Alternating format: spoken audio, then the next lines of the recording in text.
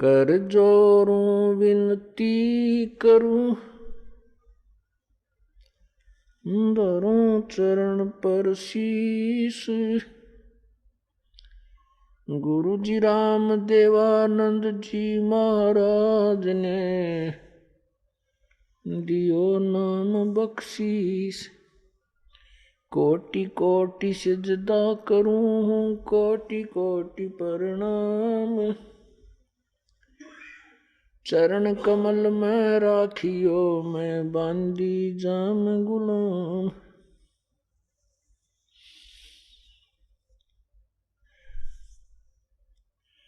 कुत्ता तेरे दरबार का, मोतिया मेरा नाम। गले प्रेम की जेवड़ी, जांखें चोवा जाऊं मैं। तो करो तो बावड़ूं, दूर दूर करो तो जाऊं। जो राखो त्यों ही रहूं, जो देवो सो खाऊं। जय इब के सतगुरु मिले, सब दुख आँखों रोए। चरणों ऊपर शीस धरूं, कहूँ जो कहनी हो। कबीर गुरु जी मिलेंगे, पूछेंगे कुशलात। आद्य अंत की सब कहूँ, अपने दिल की बात। गुरु जी तुम ना भूलियो, चाहे लाख लोग मिल जाएं। हमसे तुमको बहुत है, तुमसे हमको नहीं।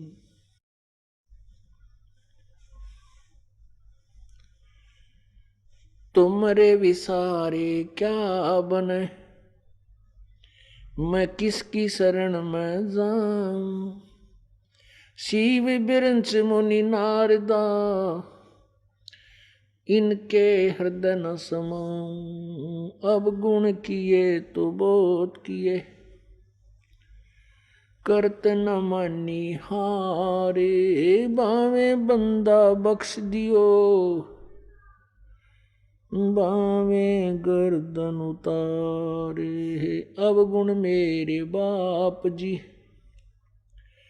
बख्शो गरीब नवाज। जो मैं पूत कपूत हूँ, बहुर पिता को लाज। मैं अपराधी जन्म का, नक्सक बरे विकार। तुम दाता दुख भंजना, मेरी करो संभार। राम नाम निज सार है, राम नाम निज मूल। राम नाम सौदा करो, राम नाम ना भूली। मानुष जन्म दुर्लभ है, मिले न बारंबार। जैसे तरवर से पत्ता टूट गिरे, वो बोर न लगता डर। बंदे तू कर बंदगी, जे चावे दीदार। अवसर मानुष जन्म का, भाई मिले न बारंबार।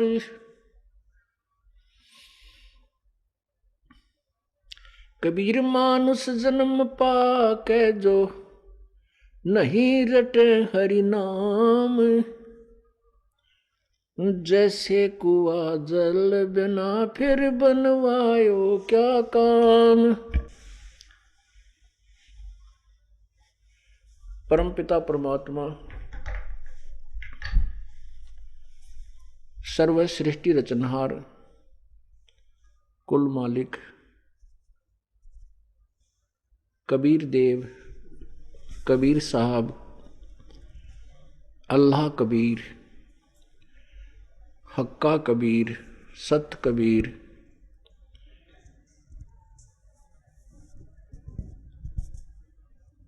अपनी महिमा को स्वयं ही बताने के लिए इस काल के लोक में आते हैं।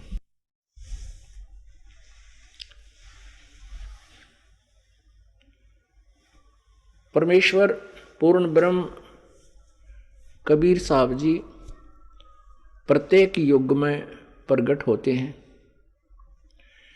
अपनी अमृत वाणी को, कबीर वाणी को अपने ही मुखारविंद से उच्चारण करके जनसाधारण को समझाते हैं, जिस कारण से वे प्रसिद्ध कवि की उपाधि प्राप्त करते हैं। इस बात का प्रमाण चारों वेद भी कहते हैं, बताते हैं। ऋग्वेद मंडल नंबर 9 सूक्त नंबर 96 और मंत्र नंबर 16 से लेकर 20 तक कबीर देव, कबीर परमेश्वर का विशेष विवरण है। उसमें यही स्पष्ट किया है कि वो पूर्ण परमात्मा, वो अमर प्रभु अपनी कबीर वाणी द्वारा अपने तत्व ज्ञान को स्वयं उच्चारण करता है और उसको कविताओं, लोकोक्तियों के माध्यम से बोलता है, जिस कारण से वो प्रसिद्ध कवियों में से प्रसिद्ध कवि भी होता है। प्रसिद्ध कवि की उपाधि भी प्राप्त करता है, परंतु वो होता है प्रभु, वो पूर्ण परमात्मा ही होता है। उस परमेश्वर के द्वारा उच्चारित बोली गई वाणी, उस सच्चिदानंद घन की वाणी, जैसे गीता जी अध्याय नंबर 4 के श्लोक नंबर 32 में आपने सुना कि जैसा कि श्लोक नंबर 25 से लेकर 29-30 तक जो विवरण है, अपनी अपनी साधना को सब श्रेष्ठ और पाप नाशक जानकर कर रहे हैं। कोई देवताओं की पूजा करता है, कोई हठ योग करता है, कोई निराहार रहकर ही अपनी साधना को उचित मानता है, यानी अल्पाहारी होकर के, और कोई केवल कट्टर अहिंसावादी जो व्रत करता है। उन सभी को अपनी अपनी साधनाओं को पाप नाशक ही जानते हैं, इसलिए वो करते रहते हैं। गीता जी अध्याय नंबर 4 के मंत्र 32 में स्पष्ट किया है कि इसी प्रकार ऐसा ही ज्ञान उस सच्चिदानंद घन परमात्मा की वाणी में विस्तार से कहा गया है, जिसमें वो ज्ञान जो पहले वाले जो साधना करते हैं, जो ना करने की होती है, वो भी विवरण है। उसके विषय में बताया कि ये व्यर्थ है। तो उस तत्व ज्ञान को, उस अमर वाणी को तत्वदर्शी संतों से समझो, प्राप्त करो, फिर जैसे वो बताएं ऐसे करो। तो वही अमर वाणी ऋग्वेद मंडल नंबर 9 सूक्त नंबर 96 यानी 96 और मंत्र नंबर 16 से 20 में स्पष्ट किया है कि प्रभु आप अपने वास्तविक नाम से हमें परिचित कराएं। आपका वास्तविक नाम क्या है और किस नाम से मोक्ष हो सकता है। उसमें स्पष्ट किया है कि वो परमात्मा शिशु रूप धारण करता है। जब वो प्रकट होता है, किसी माँ से जन्म नहीं लेता, स्वयं प्रकट होता है। और जब बड़ा होकर के कुछ बालापन से ही वो अपने अमृत ज्ञान, अमर वाणी को, कबीर वाणी को बोलता है, और वो परमात्मा तीसरे मुक्ति धाम में रहता है, सत्यलोक में रहता है।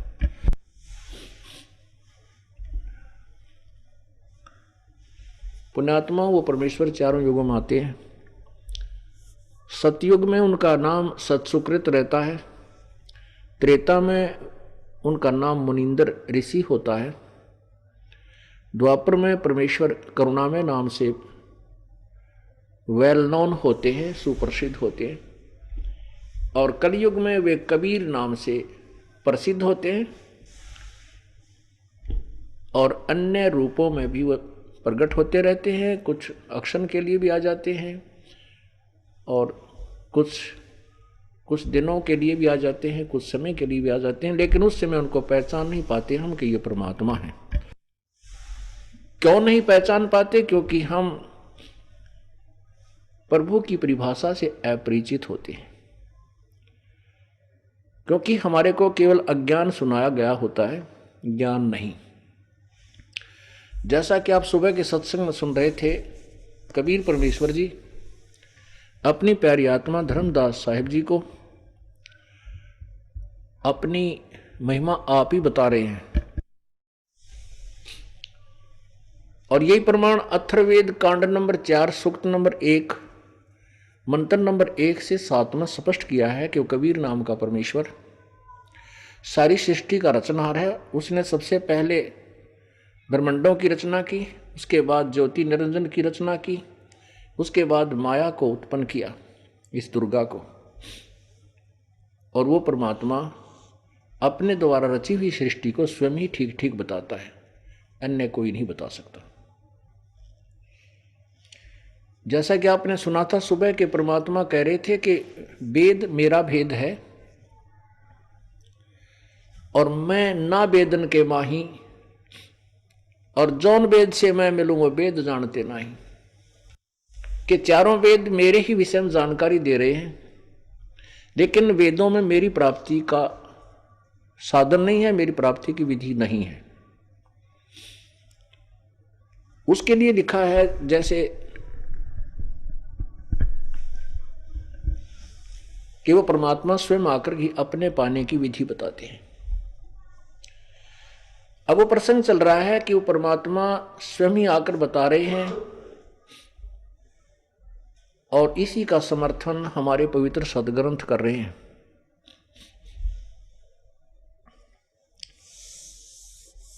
जैसे आपने सुना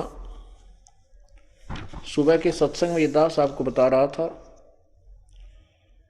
कि आज से 600 वर्ष पहले जो परमेश्वर कबीर नाम से प्रकट हुए थे, उस समय परमेश्वर ने वही पुराणों और वेदों और गीता जी का ज्ञान अपनी साधारण भाषा में लोकोक्तियों के माध्यम से कबीर वाणी में अपने मुखारविंद से उच्चारण किया हुआ था। लेकिन उस समय जनता अपने श्रद्धालु शिक्षित नहीं थे, जिस कारण से उन अज्ञानी ऋषियों, गुरुओं और संतों महंतों ने परमेश्वर के यथार्थ ज्ञान को ऊपर नहीं आने दिया। वही 600 वर्ष पूर्व परमात्मा के द्वारा बताया गया वो यथार्थ ज्ञान आज दास आपको अन्य सदग्रंथों में प्रमाणित कर रहा है। आपको श्रीमद् भगवत गीता जी के अंदर प्रमाणित किया गया कि ब्रह्मा विष्णु महेश से अलग कोई और शक्ति है, और गीता ज्ञान दाता ये ब्रह्म है, ज्योति निरंजन है, काल है। ये खुद कह रहा है कि वो परमात्मा पूर्ण ब्रह्म अलग है, और उसके बारे में जानकारी कोई तत्वदर्शी संत ही बताएगा। इससे दो बात सिद्ध हुई, गीता जी का ज्ञान इनकम्प्लीट है, अधूरा है। ये भी नहीं कह सकते कि गीता जी का ज्ञान व्यर्थ है, गलत है, नहीं। ये एक सिलेबस होता है, चारों वेद उर्फ गीता जी, चारों वेदों का सारांश निष्कर्ष पवित्र श्रीमद् भगवत गीता जी में है। चारों वेद और गीता जी केवल ये समझो कि मैट्रिक तक का सिलेबस है, 10वीं कक्षा तक का ही ये पाठ्यक्रम है, और मैट्रिक के बाद 10वीं के उपरांत फिर कॉलेज की पढ़ाई शुरू होती है। वो पाठ्यक्रम इससे बिल्कुल भिन्न होता है, लेकिन इसका भी सहयोग साथ रहता है। ऐसे ही श्रीमद् भगवत गीता में आपको स्पष्ट हुआ कि गीता ज्ञान दाता कहता है कि जिसमें आपको तत्व ब्रह्म यानी उस सच्चिदानंद घन परमात्मा अर्थात परम अक्षर ब्रह्म, तीन परमात्माओं का मुख्य रोल है। अभी तक हम ब्रह्मा विष्णु महेश को भगवान मानते थे क्योंकि हमारा जन्म पवित्र हिंदू धर्म में हुआ था, और ये लोकवेद, ये दंत कथा हमें सुनते सुनते कान बहरे पक चुके थे कि ब्रह्मा विष्णु महेश सर्वशक्तिमान हैं, अजरो अमर हैं, इनकी कोई माता पिता नहीं है। तो हमें नो डाउट था, शंका कोई नहीं थी, क्योंकि 1, 2, 20 लाख, 2 लाख, 50 लाख, करोड़ों आदमी एक ही थ्योरी सुना रहे हैं और उसके विषय में खंडन करने वाला कोई नहीं है। तो स्वाभाविक विश्वास हो जाता है। झूठ को भी यदि अधिक बार बोल दिया जाए, लाखों बार, करोड़ों बार, तो सत्य के तुल्य हो जाती है, लेकिन वो सत्य नहीं होती, क्योंकि जब सत्य सामने आती है तो उसकी पोल खुल जाती है।